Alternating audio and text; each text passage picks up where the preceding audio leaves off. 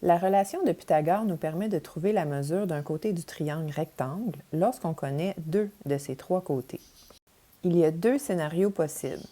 Soit on cherche la mesure de l'hypoténuse lorsqu'on connaît les deux cathètes, soit on cherche la mesure d'une cathète lorsqu'on connaît l'hypoténuse et l'autre cathète.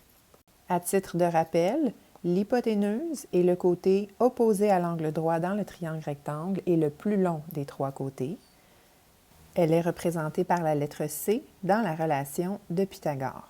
Tandis que les cathètes sont les côtés de l'angle droit qui sont représentés par les lettres A et B dans la relation de Pythagore de façon interchangeable.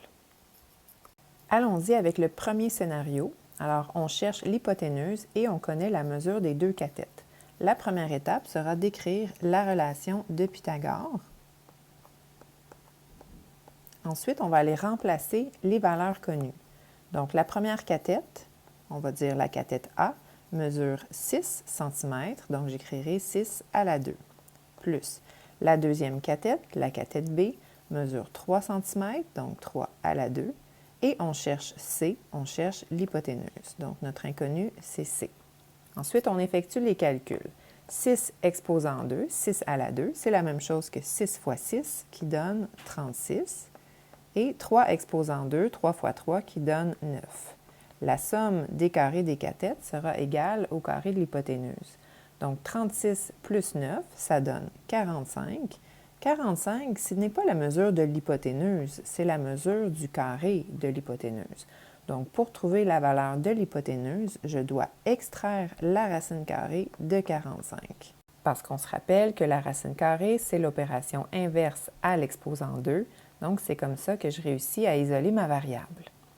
À la calculatrice, j'obtiens un nombre irrationnel avec une infinité de décimales. Donc, si j'arrondis au centième, la position suivante est plus grande que 5. Donc, j'obtiendrai 6,71 cm pour ne pas oublier mes unités de mesure. Regardons maintenant le deuxième scénario. On cherche une cathète en connaissant l'hypoténuse et l'autre cathète. Donc, je vais nommer mes trois côtés. A et B sont mes cathètes et C est l'hypoténuse, c'est-à-dire le côté opposé à l'angle droit. J'écris la relation de Pythagore, A carré plus B carré est égal à C carré. Cette fois-ci, je cherche la cathète A. Donc, celle-ci est mon inconnue. Je connais la cathète B qui sera d'une mesure de 40, donc 40 exposant 2. Et je connais aussi l'hypoténuse, donc je connais la valeur de la variable C qui est de 46 décimètres, donc 46 à la 2.